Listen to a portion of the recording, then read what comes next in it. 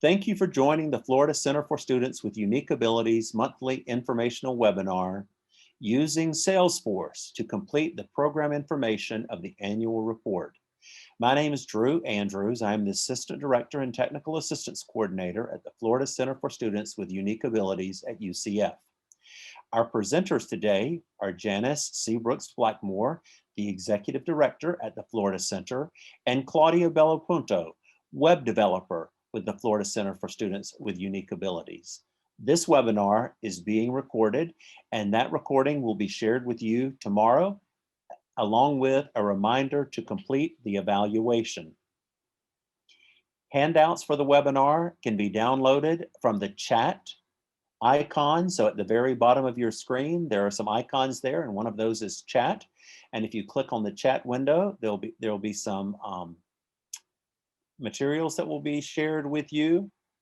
And if you are having difficulty hearing the presentation, phone numbers that can be used to call and join the audio via phone while following the slides online will also be posted in the chat window. And so at this time, again, I would like to welcome all of you and to mention if you would like to log in to Salesforce, and if you're one of the folks that has that login at your program, that might be something that you might enjoy as we go along, and you can ask Claudia and Janice questions in real time about entering annual report data. At this time, I'm going to turn it over to Janice and Claudia.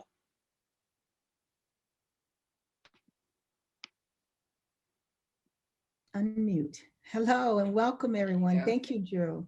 We're happy for you to be here, and we know that for some of you this is brand new, so we're going to cover that. And actually, for everyone in entering the annual report, we made it from a year ago in getting the annual report actually in Salesforce. So we are really excited about sharing this with you. And the first part that we'll share is the program information, and hopefully you have registered for next month, because we'll then go over the student information. And as you know, there's a little more detail to that.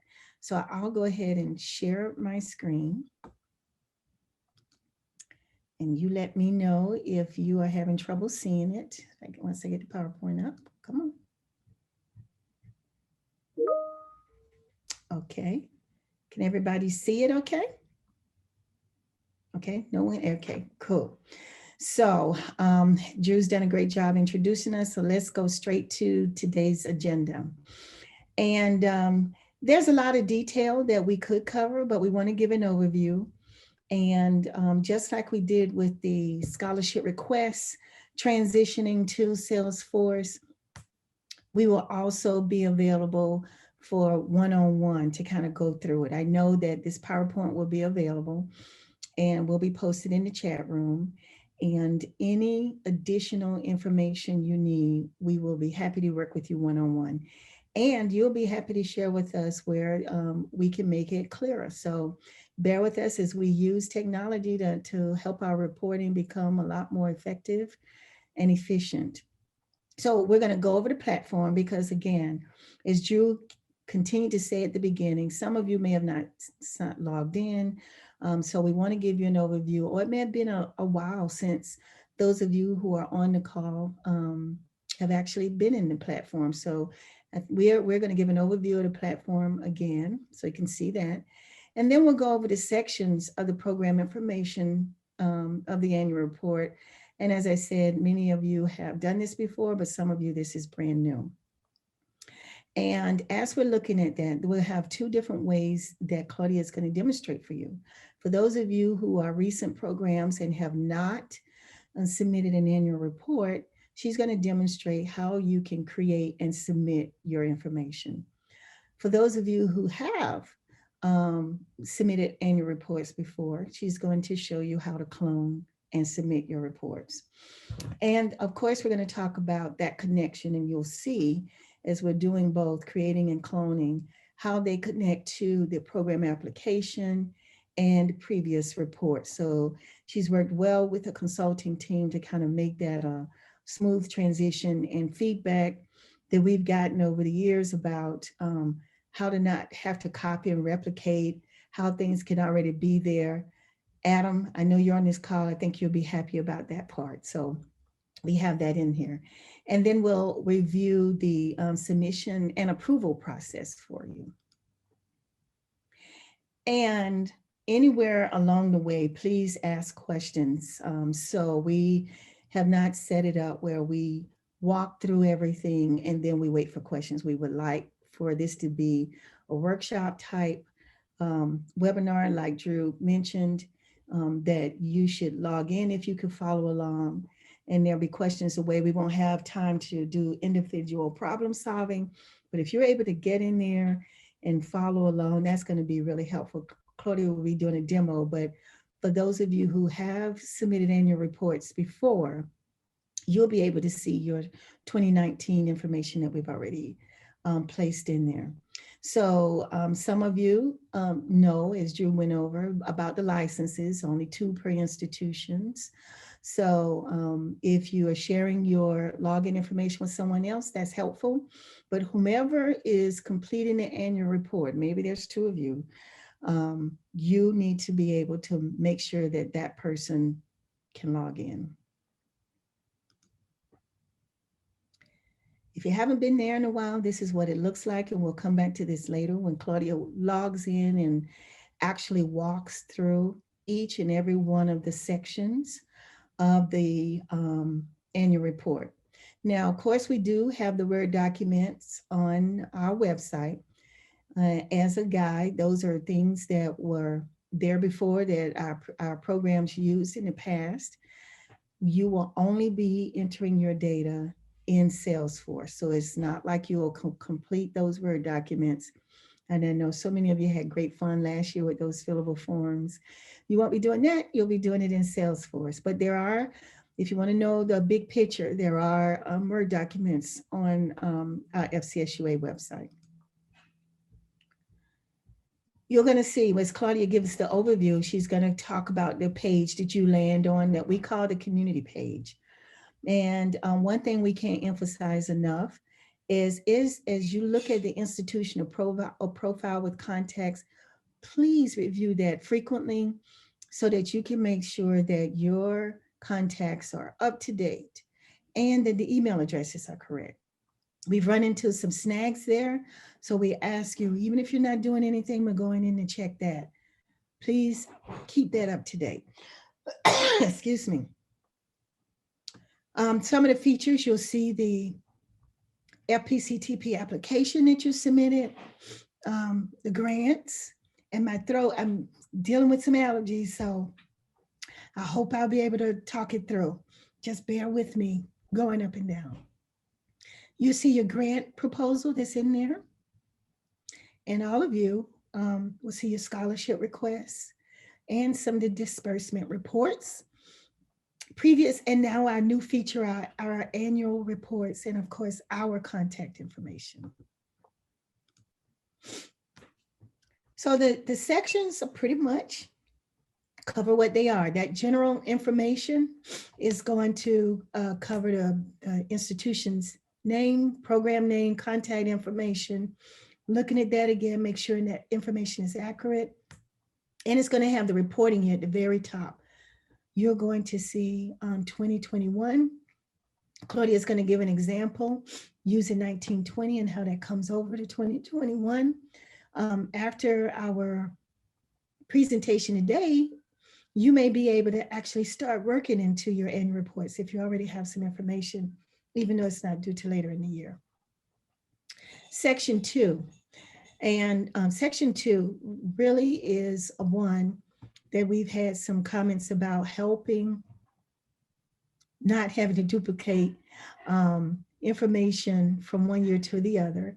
And this is the staffing information. It's going to inquire about number of staff members you have, how many are full-time with the FPCTP, how many are paid by other entities, and at what rate. And we have appendices that pretty much line out the information you share with us that we put in our annual report so that everyone can see just how many individuals are working with our programs and the FTE that's required to work with us. So this is critical to look at.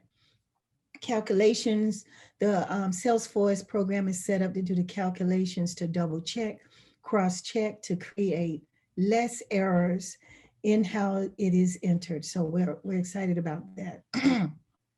Because you do partner with other service providers, Section 3 will ask a listing of those service providers for you to include their full names. And like I said, each section is pretty explanatory. Section 4 is the one we've worked really hard on because this is one that will not have to be replicated. It is one that'll come over from either your program application, if you've never done one, or from your actual last annual report. And so when we're talking about the FPCTP credentials, depending on the program type you have, your concentrations will come over, the CTE programs you have, your listing of your credentials. Again, this will all be whatever was in your latest program application or your last annual report, and it should have transferred over automatically. And you will be able to go in and edit. So that's the other beauty of it being in Salesforce. Whatever you see is what we have, and this is the opportunity to update and edit right there. Section 5 looks into your recruitment. You may have improved your recruitment strategies or continued some of the ones you've done. Ask about enrollment and retention. And so, of course, we want to know what your catchment area is. What does it say the number of potential recruits there are who are eligible?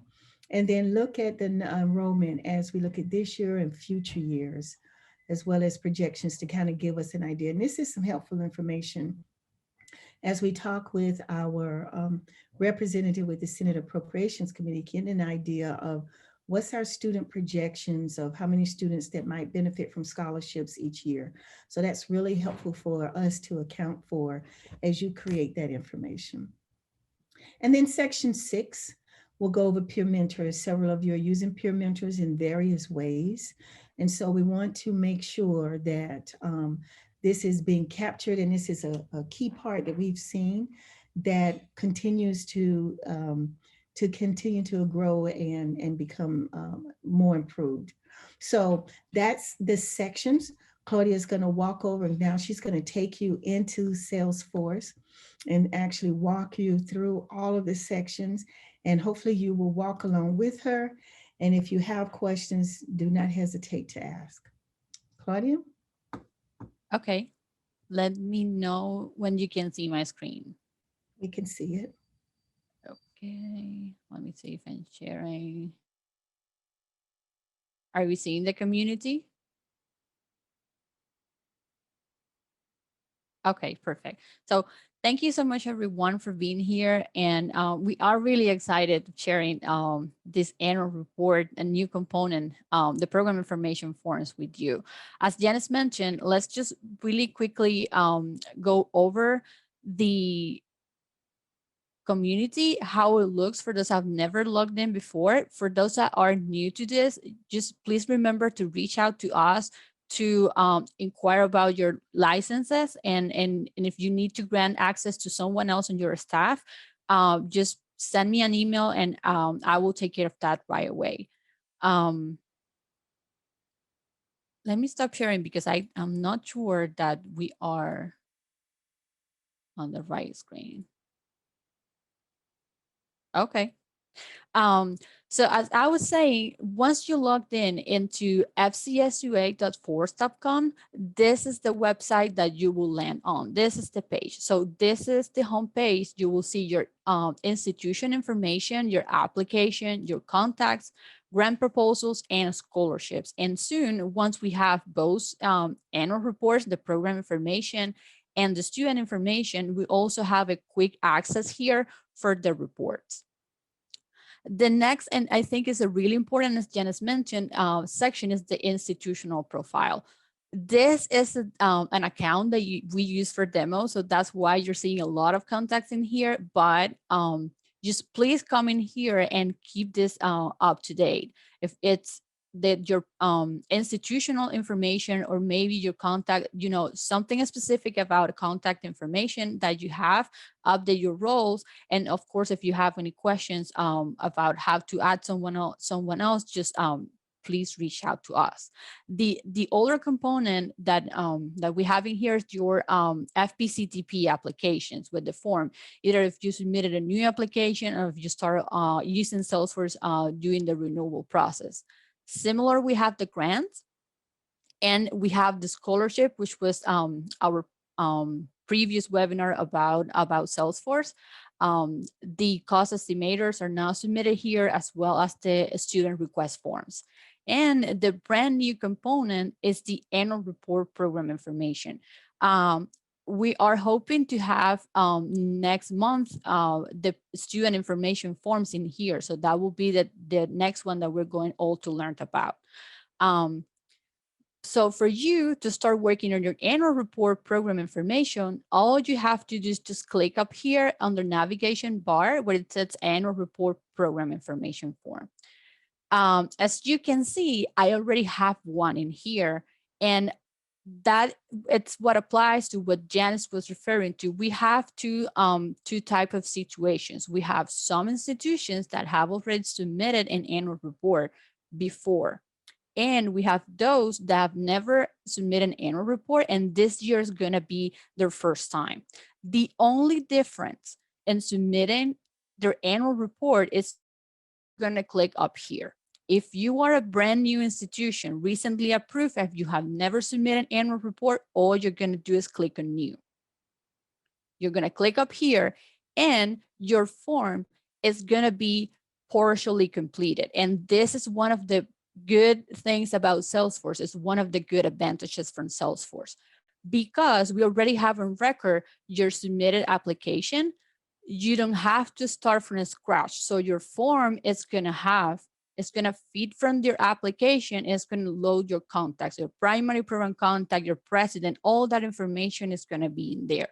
And one that I really liked about is this section about credentials. So everything that you enter and you included on your application about credentials, certifications, your CTE programs, your concentrations is going to pull from their application, and it's going to show up on your form if you have never submitted an annual report before with us. Everything else is going to be there for you to complete your annual report for the first time. Now, if we are talking about a program that had annual reports before, like this testing account that we have set up, last year, this program submitted the 2019-2020 annual report. So what we did is we entered that information for you. So if you are in this situation and you log into Salesforce and you go to annual report, you are going to find last year's annual report. And instead of clicking on new, what you're going to do is you're going to clone last year's report. So you're going to do it right here. And the good thing is that everything that you have from your previous report is going to come over your 2021 report. So you don't have to start from scratch. So you're going to have a little bit more of what a new program has, because everything is going to copy over. And so what I'm going to do for both cases, I'm going to clone this report, and the form looks exactly the same. The only difference is that for new ones, you're only going to see part of the information in section 1 that is related to contacts, and section 4 that is related to the credentials, certification, concentrations, and CTE information. So I'm going to go ahead and do that. Let's clone this 2019-2020 annual report. And what's going to happen is that it's going to automatically change your reporting year.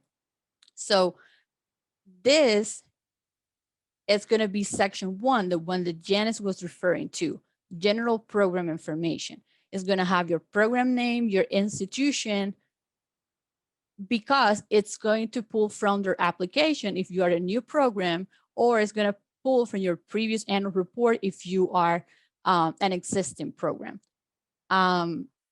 Same as the primary program contact person, you don't have to complete this because it will be there. The rest of the questions are this one in particular, question 4. So we ask, is someone else, so other than the primary program contact, is submitted this information? This is a question that we sometimes get, questions about it. What do we actually need to enter here? And you all know that we are currently offering 2 licenses per institution. Let's say that someone is using my license to complete the annual report. So we want to know who that person that is different from the user that's logged in is the one completing the data in Salesforce. You get also the questions, the one similar to the one that you have in the Word document. When was the FPCTP first admitting students?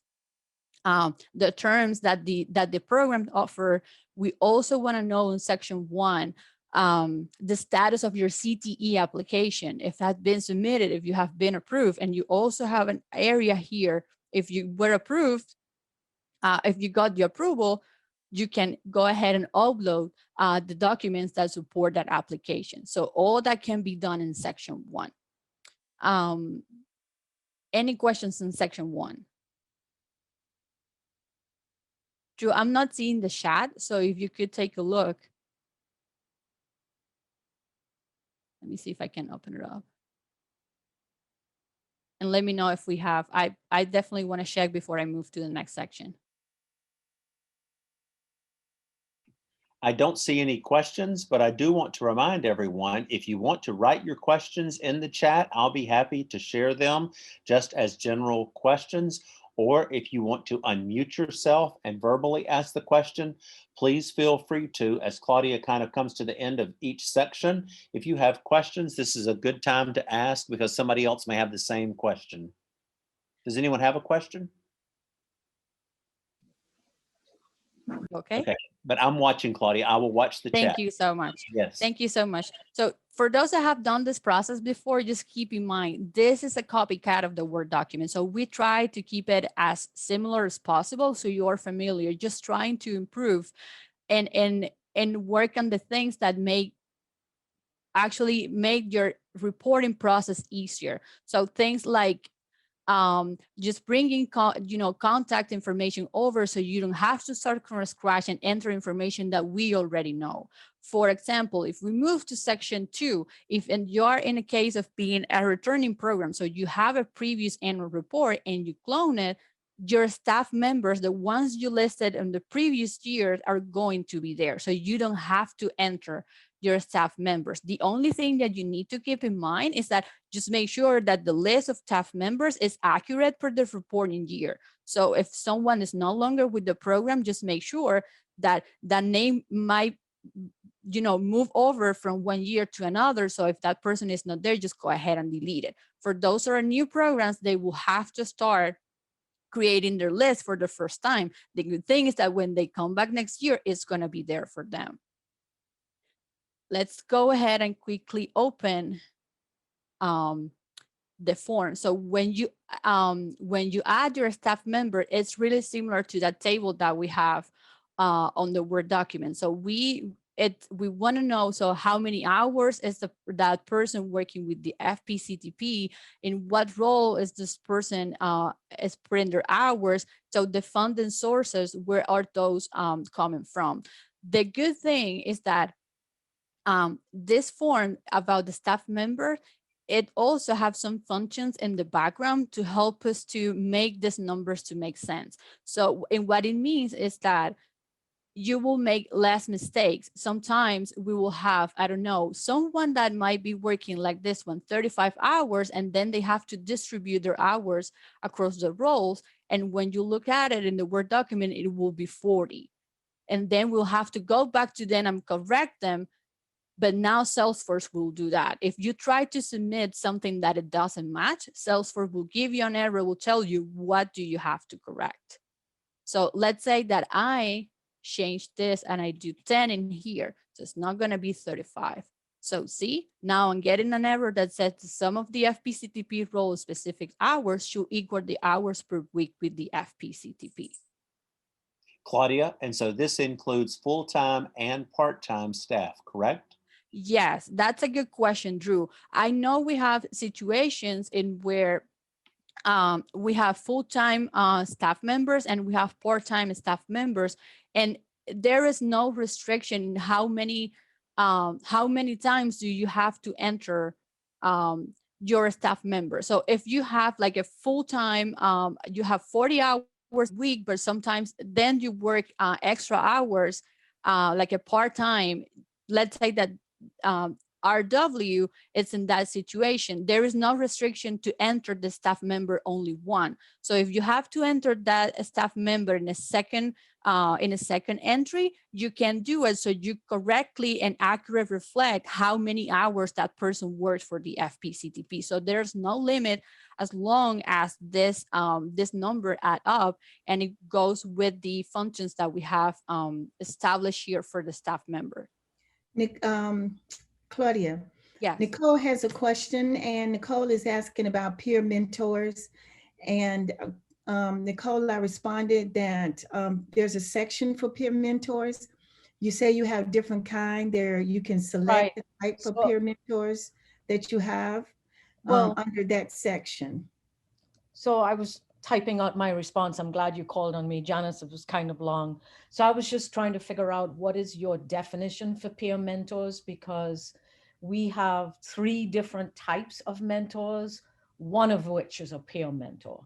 So are you referring to peer mentors as a part-time student, typical student working in the program, or do you have a different definition? When we're thinking about peer mentors, these are not part of your considered part of your personnel paid staff. This will be peer mentors who do other things, tutoring, social, academic. We have several programs that have a variety of peer mentors that are not just socially engaging or academically engaging. Some are residential. And so I think that's section 6, unless there's something else, but they will not be considered part of your personnel staff. Even though I'm paying them? Yeah, some of the mentors are paid, yes. Okay. Mm-hmm. Yes, thank you. Thank you. Mm-hmm. Okay. Any other questions on staff members? Okay. So in this case, I just open up one that it was already in there. But of course, if you want to add your brand new program, you have a new staff member, you have a new person working with your program, just go ahead and click and add staff members, and you will get the same form. It will be empty for you to complete all the information and just make sure to save once you're done entering your data. One thing that I do like about Salesforce a lot is this action down here, which is save and new. I always recommend this when you have to enter a lot of information for the first time. So let's say that you're working on your staff members and you have 3 or 4. So instead of clicking save, you can click save and new. What this will do is will save the current that you have created, and it will open up a brand new form for you. So you don't have to save and go back to add a staff member action. So I think that's really helpful, and it makes the work easier if you are starting from scratch with this form. Okay. So I'm going to move to section 3, which is external service providers. It's what we usually call agencies.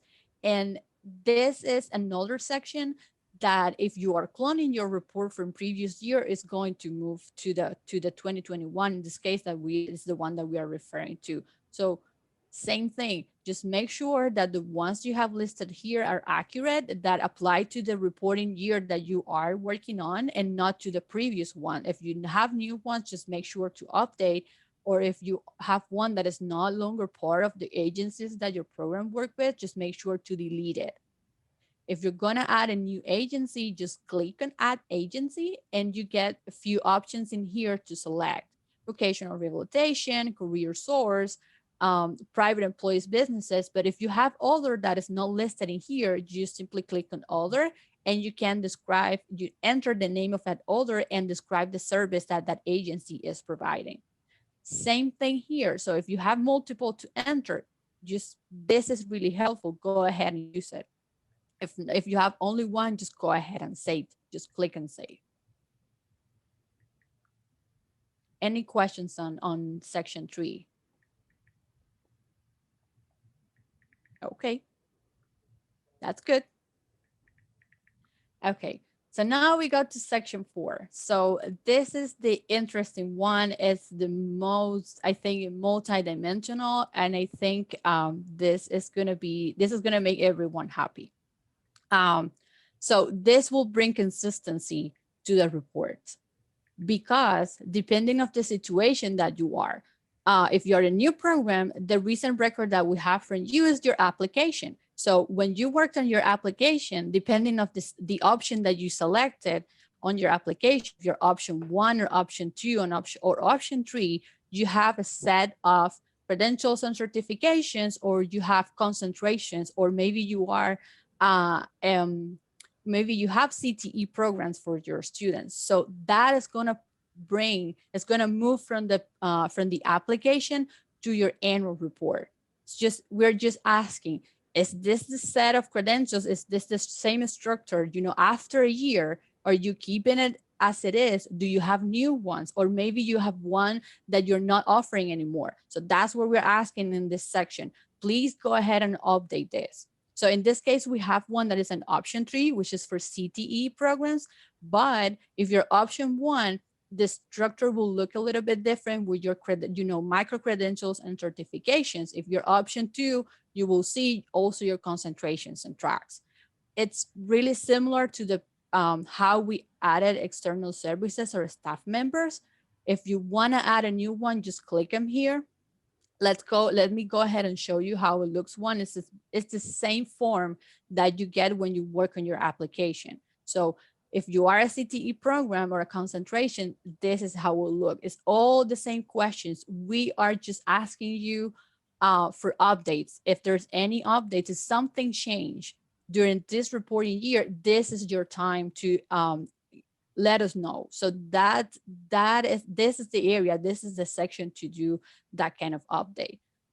If you have, you're keeping the same CTE program or the same concentration, but you're offering new certifications, or maybe now you're including new micro credentials or badges, this is the time and the place to add that new information. So once you're updating, you have all your information updated, you're sure that it's accurate, you go ahead and save. So again, like Claudia said, if you have an application in, I have done an annual review, annual report before, you have an opportunity to edit. And I know, Nicole, we were talking with you and FIU folks, and you were excited about a lot of the changes you're making. That's what I meant, like, wait. Exactly. You have an opportunity to do the editing right here. Right. So this is from whatever we received last. So what has pulled over is whatever we have received last. And you may have done changes. Programs may have changed in 1 year of what you've added. So keep that in mind. And this is the place to edit it for the 2021 academic year, which is super. Yeah. Awesome. Mm-hmm. Okay. Drew, are we good in the chat? No questions here yet. Yes, no Perfect. question. Okay, so let's go ahead and move on to section 5. So section 5, it's recruitment, enrollment, and retention. So in this case, so you are gonna get all the questions, and I know there are a lot of questions that you got in your Word document. So all those questions are gonna be here. So it's where you're going to respond. How many applications did you receive during this reporting year? How many students were you able to accept? How many eligible students do you have in your area? So that kind of information is the one that you get to enter in section 5. What private schools or K-12 school districts are you working on for recruitment? All that kind of information gets entered in here. So you talked about that for this reporting year, but then you move to the future. I'm going to scroll down a little bit. What's going to happen with your program? What are your projections for next year? What about the future? Similar questions about the program. How many students are you expecting to enroll? How many completers do you have? That kind of information is the one that we ask about on section 5.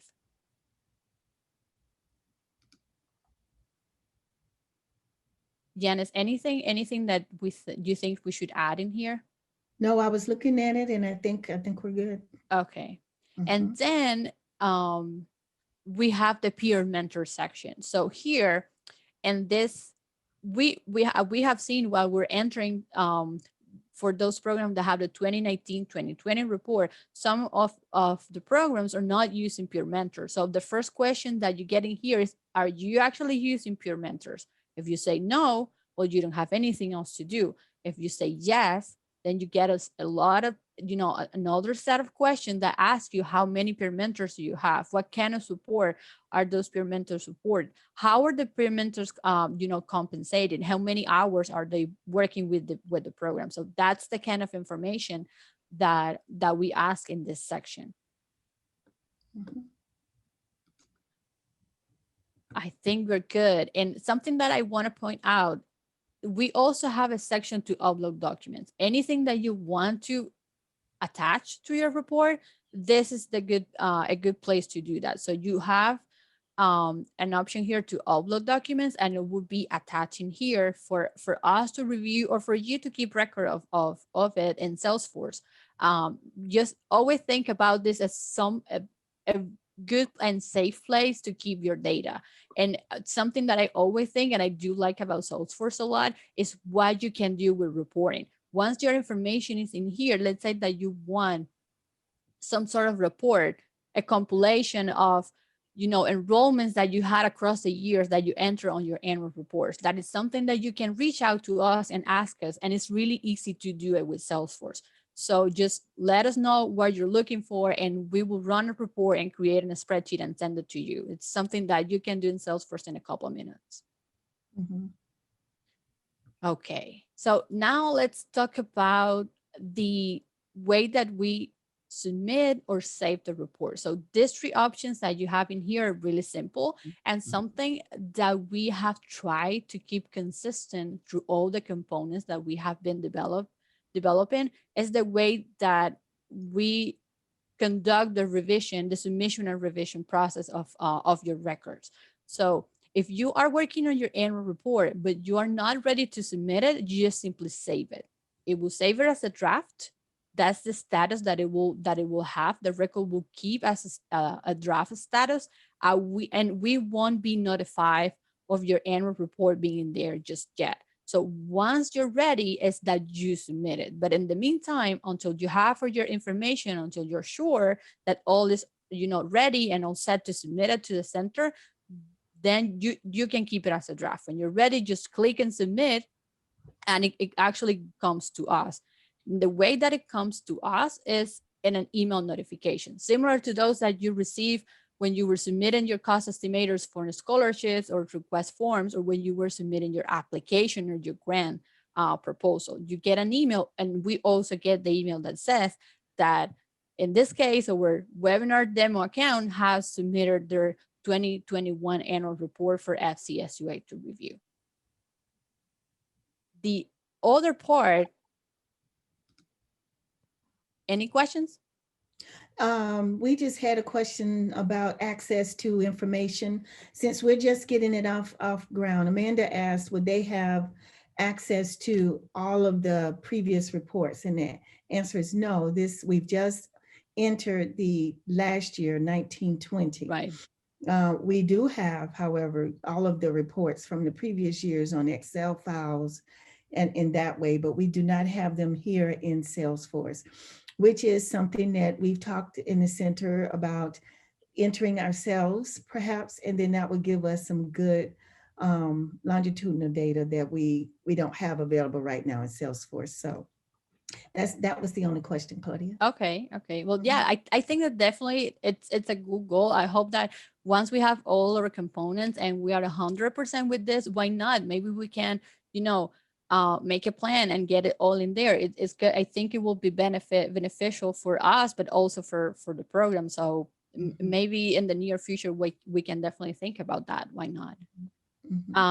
So the other part of the revision process is once the annual report is submitted to FCSUA, there is a really interesting thing, and similar to the revision, we have kept the comment section in each section.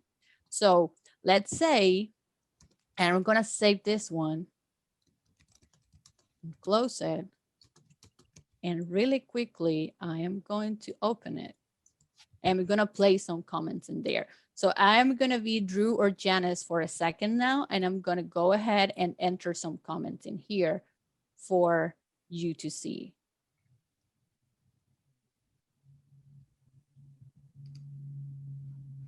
The information.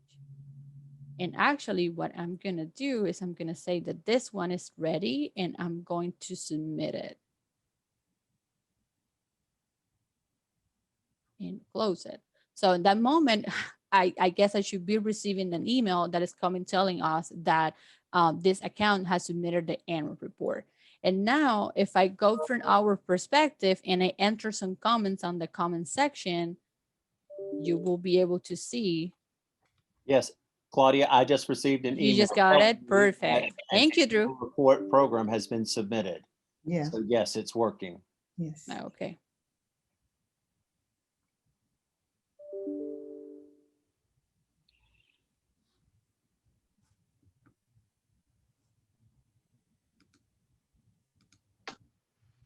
Okay. And if I refresh here, you're gonna see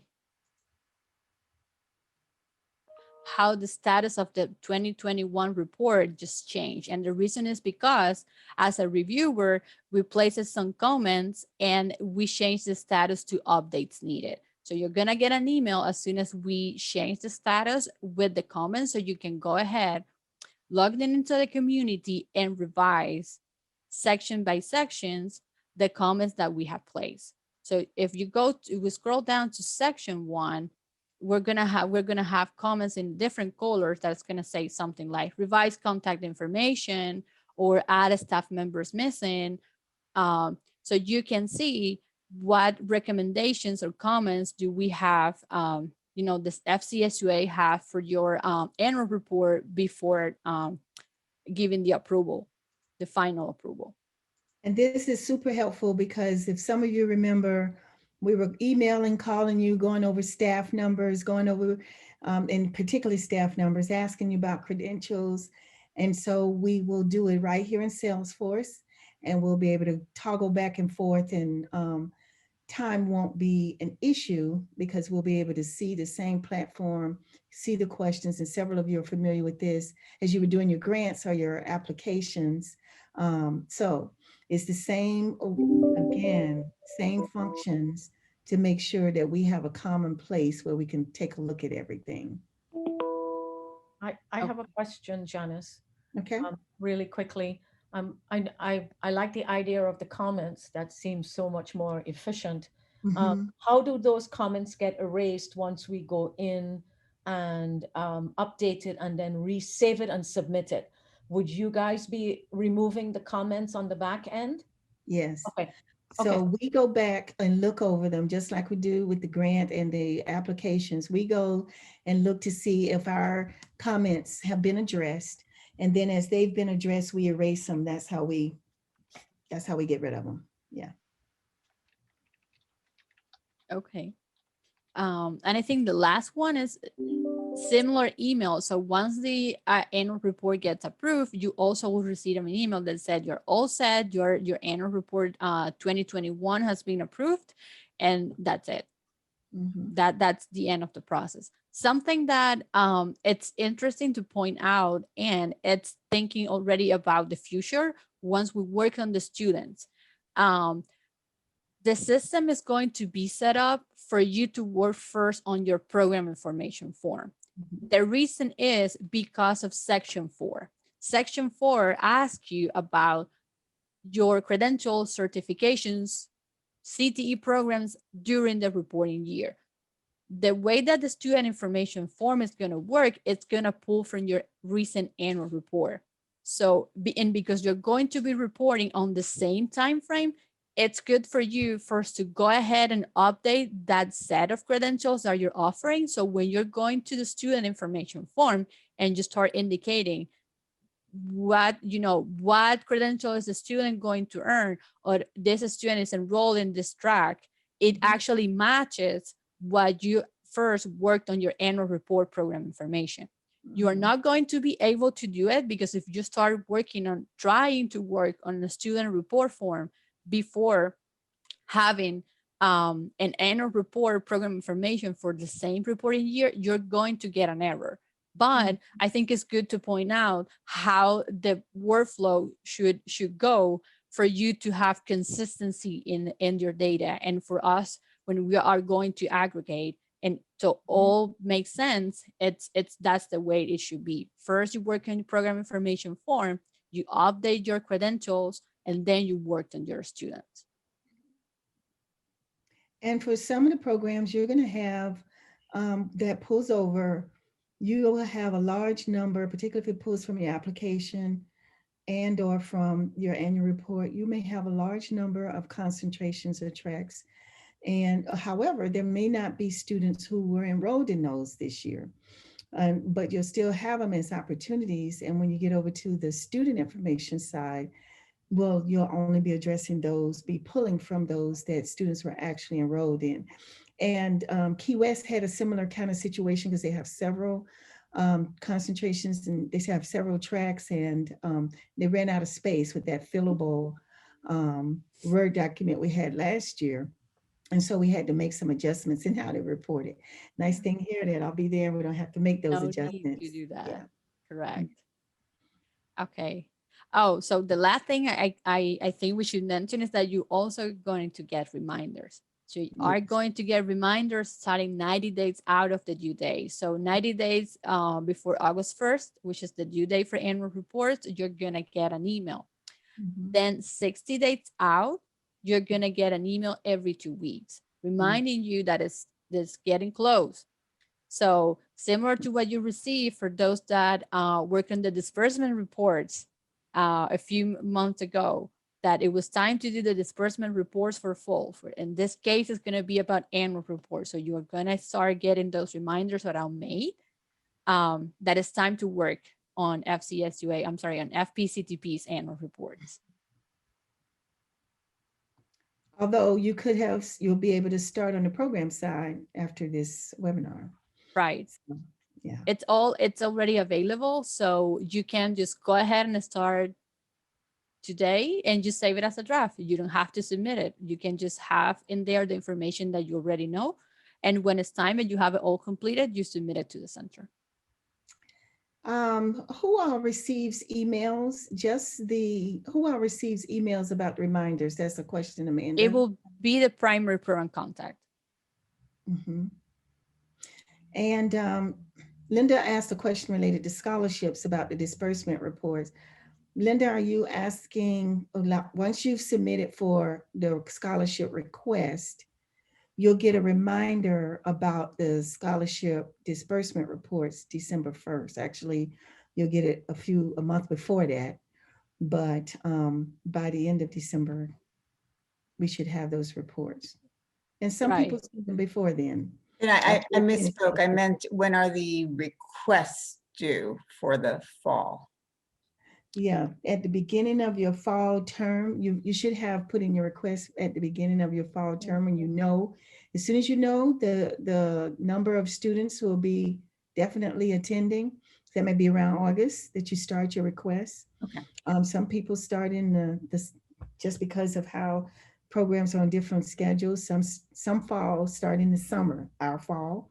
Right. But if some CTEs is the summer, and so they kind of on a different calendar. But when you know who your students are, you can send it there. Last summer, we got some like in July or June because they knew for sure who was coming. Yes. And we also have reminders for the next round. So once it's getting close to the time, similar to what it's going to happen soon with the disbursement reports for the spring and for summer, you're going to get that. But when we are close to the next round of cost estimators and request form, you're also going to get an email telling you that it's time to submit it. Yeah. And we have a webinar scheduled as a review for the scholarship requests, because we know some of you will start making those requests during the summer for fall, but we want to have you ready for that before our May Institute.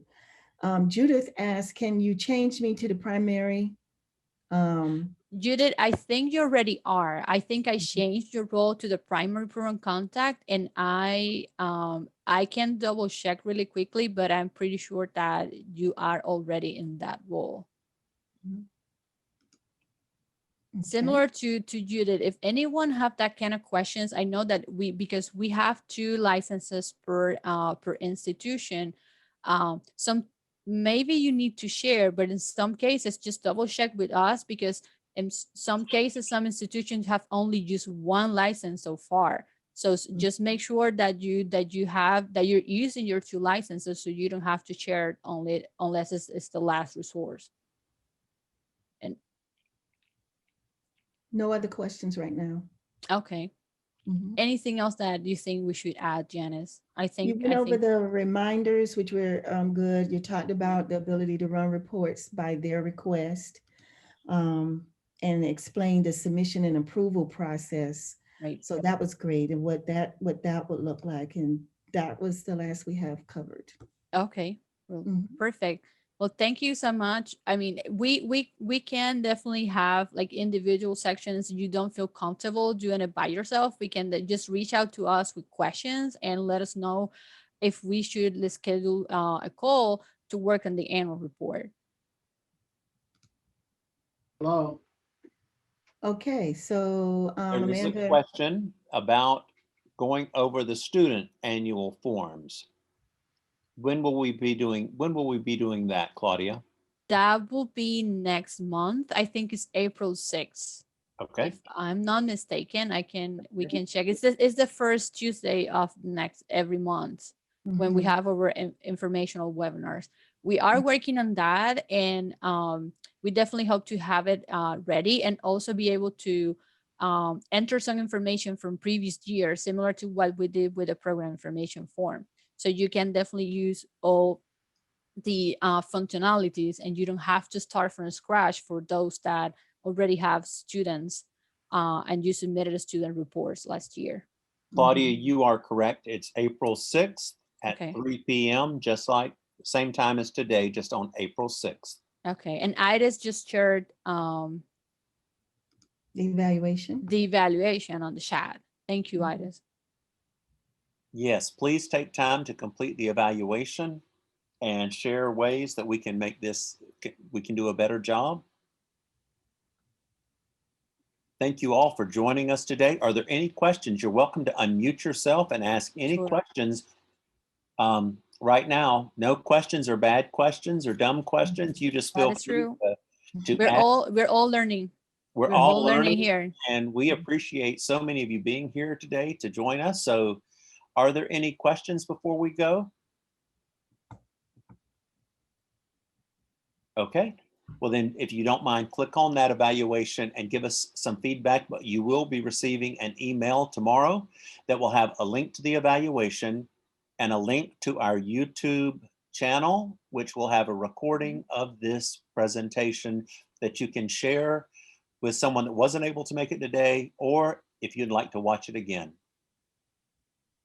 Thank you, and I hope that everyone has a good Tuesday afternoon.